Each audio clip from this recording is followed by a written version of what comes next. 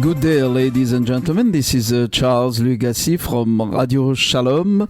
Today, the subject will be the Mimouna, the typical Moroccan holiday, the Mimouna. It's a very much alive Judeo-Moroccan tradition in the world. The Mimouna celebration constitutes one of the highlights of the Jewish Moroccan festivities. It is, for Moroccan Jews, what seals the wondrous holiday of Pesach, and it is an opportune time to celebrate the Judeo-Moroccan festivities, a community which loves to celebrate and where we find great joy. Who hasn't heard of this festive atmosphere where the smell of the mofleta and Moroccan donuts are served with sour milk and leban? All of it suffers with the Andalusian spirit so dear to hearts of Moroccan Jews. Where does the word Mimouna comes from? And that's the purpose of our intervention today. The Mimouna is an evocative celebration for all Moroccan Jews worldwide. Where does its century-old tradition take root? It is told in the work of reference of Rav Shimon Baruch of Yerushalayim, of Jerusalem, that the word Mimouna comes from the Hebrew word Emunah, namely the trust in God.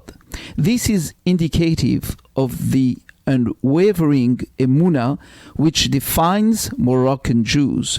Throughout the entire holiday of Pesach, they longed for the coming of the Mashiach. And once it ends, the Mashiach did not come, they celebrate this holiday to show that their Emunah remains unflinching regardless. The sage comforts us by saying that just as our ancestors were freed from the Egyptian yoke during the months of Nisan, so too the Mashiach will reveal itself during Nisan, which is precisely around the month of April. A second explanation is the following. Etymologically, the word Mimouna comes from the Hebrew word mammon, which means money. We know that Pharaoh's army drowned along with their gold. What is interesting to note is that the Egyptians' wealth was rejected by the Red Sea after they perished.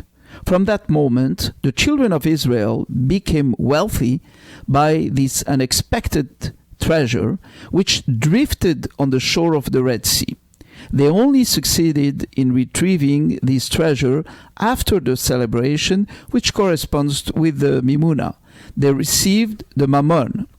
A third explanation, Mimouna also means luck, good fortune, or good time in Arabic. According to the tradition, this time of year is an auspicious time to succeed in business and to find a soulmate.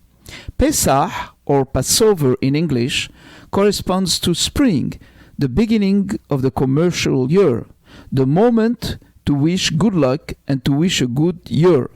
Terbhu utsa'du, that is the expression of good wishes that we say. After Passover, which generally has been costly for everyone, we ask Hashem, we ask God to send us good fortune, good luck, and in Arabic, a good mimoun. The Jewish local merchants and artisans in the old Morocco were impatient to see the spring coming, the high season after Passover. They were wishing one another a good mimoun. In other words, the Mimouna. There is a fourth explanation that we found. It is the one offered by historians. The Mimouna served to commemorate Rabbeinu Maimon's death, Maimonid's father, who is said to have lived 6 years in Morocco. There is a fifth explanation, and it is related to a type of food. The Christian Easter often falls at the same time as Passover, and the Christians in Spain had a special bread for the occasion called La Mona. The Jews were looking seemingly forward to the end of Passover to be able to eat this bread, and they used to run to the bakery to claim their mona. And they would ask, Dami, Mimouna, Mimouna, from which we took the word Mimouna. In the Hebrew scriptures, it is written that the origin of this celebration is ancient. According to Rav Baruch, we find it in the writing of Rav Nissim Gaon, who lived during the 10th century, in the city of Kairouan in Tunisia, and there is mention of the custom of eating dairy products at the end of Passover. Milk represents sustenance, and therefore the sign of good living for the people who celebrated. In other writing afterwards, it is reported that the communities in Algeria had the custom to eat couscous with butter, milk, and beans. They were also hanging ears of grain on the chandeliers.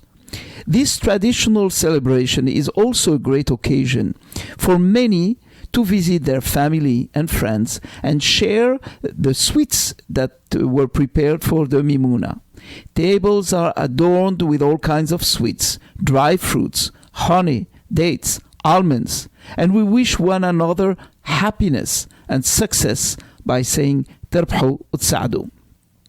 Some read Proverbs of King Solomon and bless their spouse and children by offering them dates filled with almonds. Others go pay a visit to community Rav, as in Montreal to the chief rabbi David Saba. The Rav receives members of the community and blesses them by offering them dates, a symbol of kindness. In Moroccan communities, the custom was to prepare a special made out of dough called mofleta in honor of the Mimouna. All things surrounding this celebration brought them back to this wish of luck, fortune, and good year. The tables were dressed magnificently for the Mimouna night with only sweet foods. There was a food called zaban, a kind of nougat, and brozia, a meal of raisins and almonds. Also adorning the table would be a giant whole fish, a symbol of abundance, as well as beans and coins on a plate of flour. So one would find mufleta, a type of pancake, butter, soured milk, ears of grains, and flowers. Often it was the Moroccan Muslims who were the ones who offered those goods to the Jews, since the Jews and Muslims in Morocco lived in close proximity.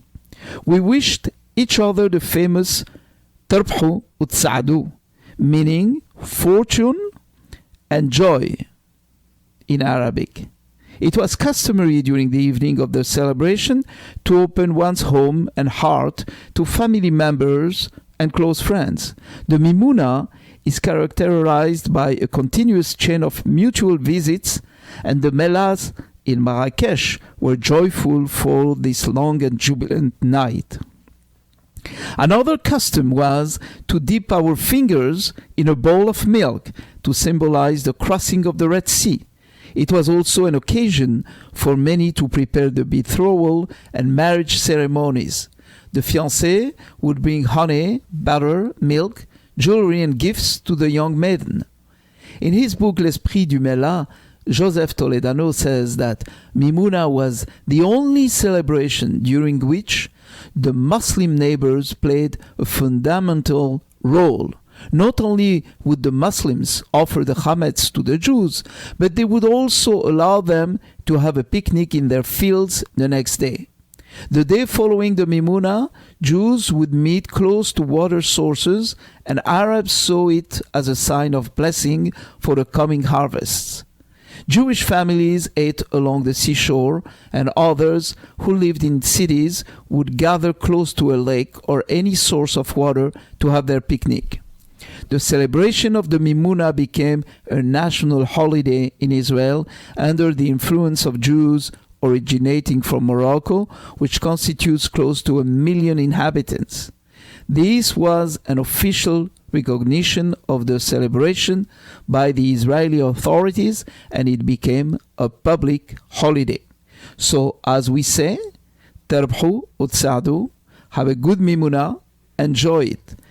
This is Charles Lugassy speaking from Radio Shalom, Montreal.